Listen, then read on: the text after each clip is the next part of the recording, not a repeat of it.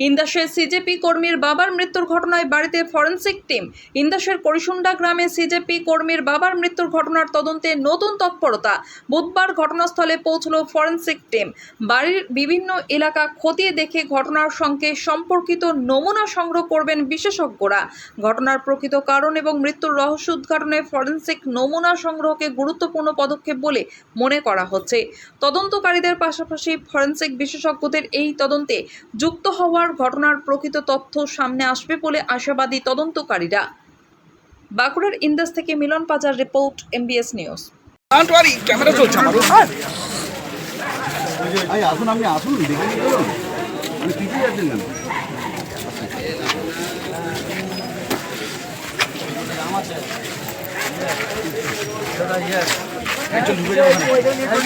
চল্লিশ আছে